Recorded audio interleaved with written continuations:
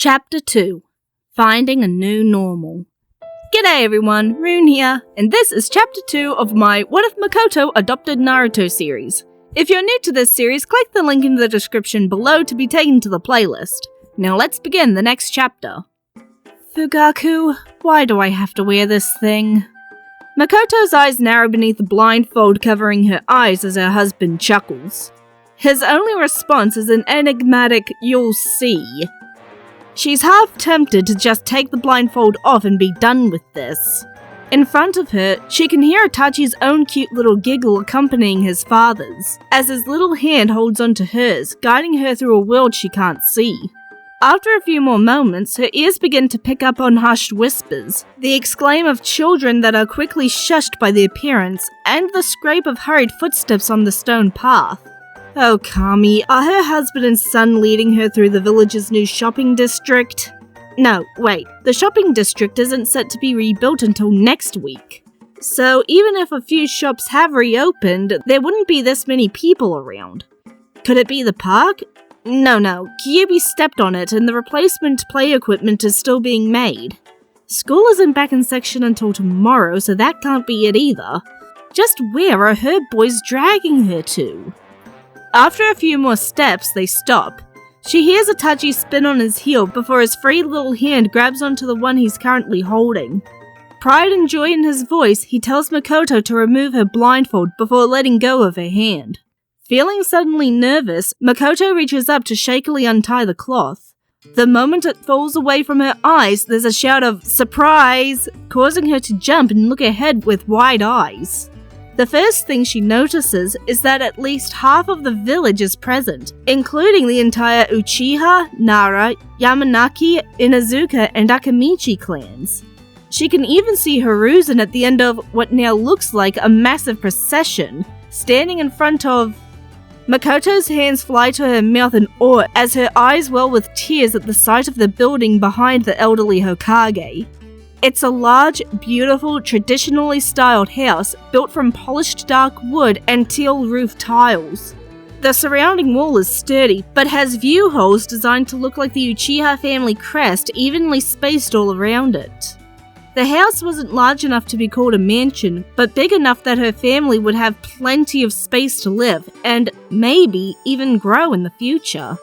From the size of the wall, the garden is clearly massive, and from what she can see through the viewing holes, full of her favourite plants and flowers. The warmth of her husband's shoulder gently pressing against hers pulls her from her thoughts.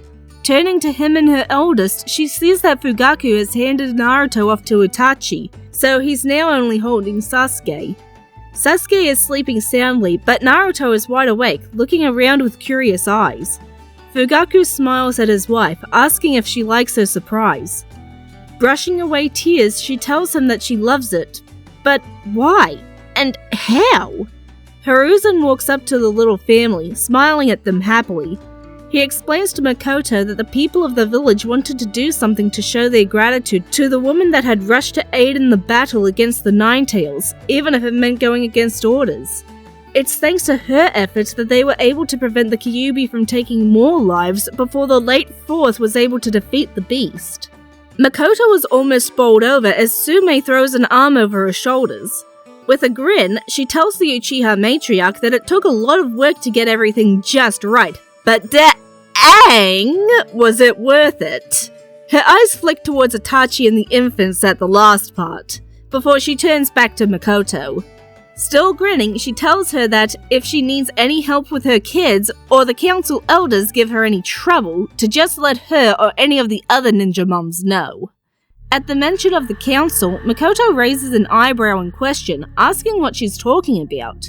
At her question, Fugaku, Itachi, Hiruzen, and Sume all frown, making Makoto's stomach sink. Fugaku is the first to answer her question, explaining that the council had attempted to swap Hokage Hiruzen's reconstruction plans with their own, which would have seen the entire Uchiha clan being confined to a single small district along the east edge of the village.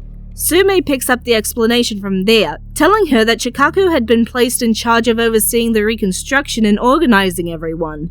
He was suspicious when he saw that little detail on the plans and immediately brought it back to the Hokage. Thankfully, he had the foresight to have a spare copy in his office, just in case the first one was damaged or lost. Mikoto scans the crowd until she spots Shikaku. Once the two lock eyes, she gives him a smile and a grateful nod. As the Naruto patriarch nods back before turning back to his wife and infant son, Makoto turns to Hiruzen. Seriously, she asks if this house was really something that should have been included in the reconstruction plans. Isn't he worried about being accused of favoritism? The little group around her chuckles before Hiruzen tells her that she misunderstands. This was not his idea. Makoto's eyes widen in surprise as Hiruzen gestures to everyone gathered. They're the ones that came up with this and carried it out, not me. Tears of gratitude once again welling in her eyes, Mikoto turns to the gathered crowd. With a beaming smile, she thanks them all for this beautiful gift to her and her family. Sume grins, clapping Mikoto on the back while telling her that the surprise isn't over yet. Now the fun can really get started. At those words, food vendors of all stripes emerge from the crowd with food stalls, the smell of delicious food already wafting from them.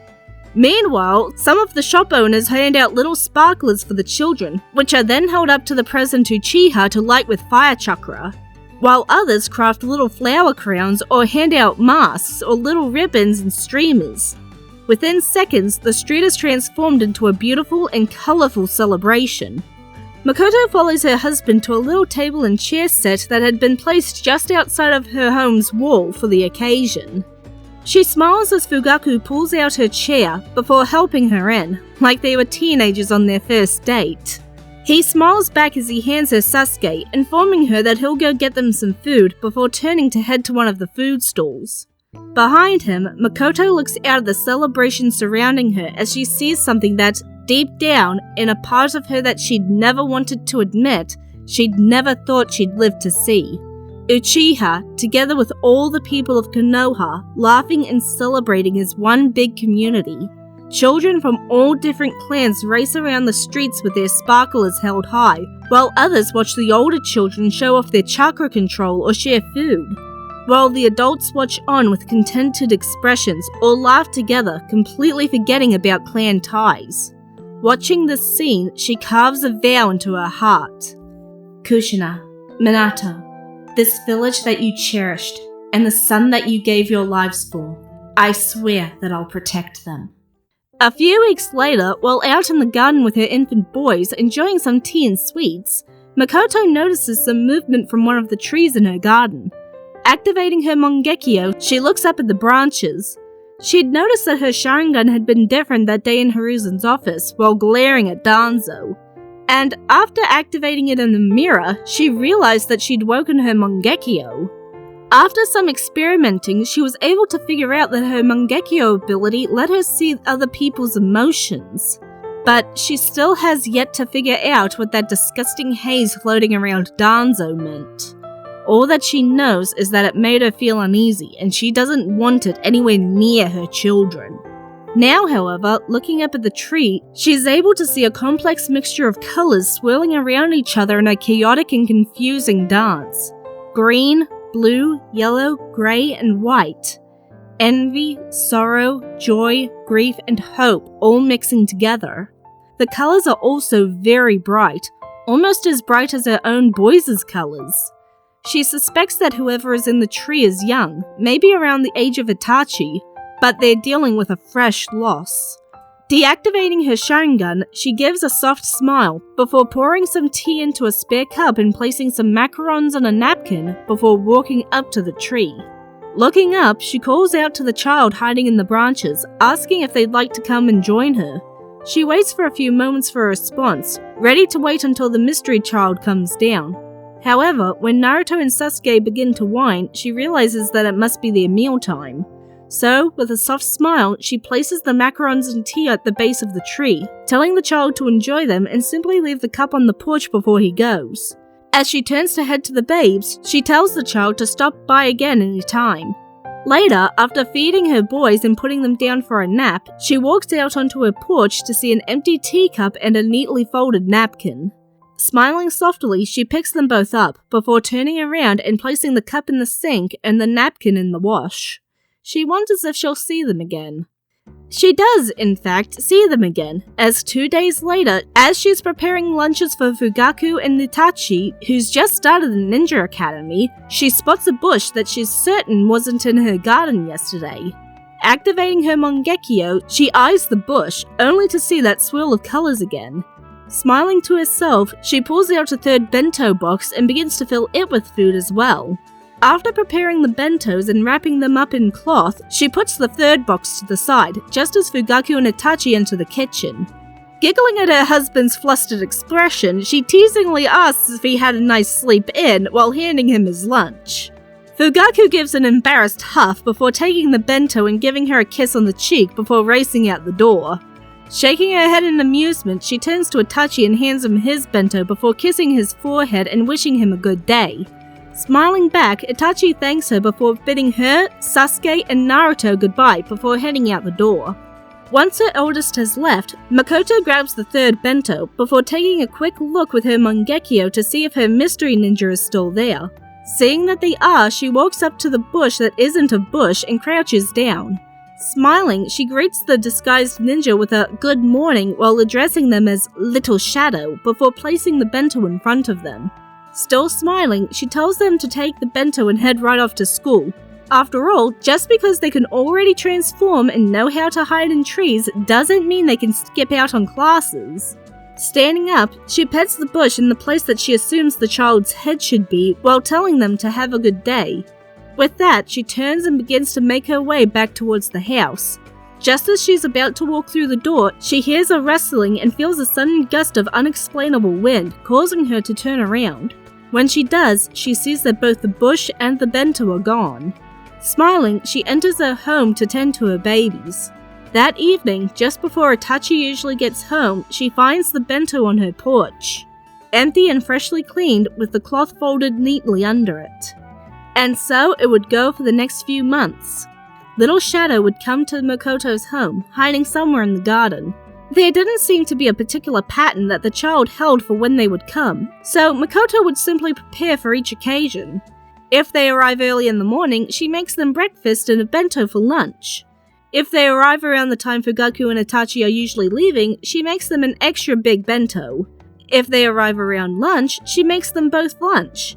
And if they arrive during tea, she makes them a cup and a little plate of sweets.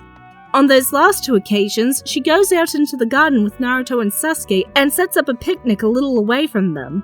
Then, she places little shadows in front of their hiding place, tells them that they're welcome to join her if they wish, then goes back to the picnic blanket to give them their space.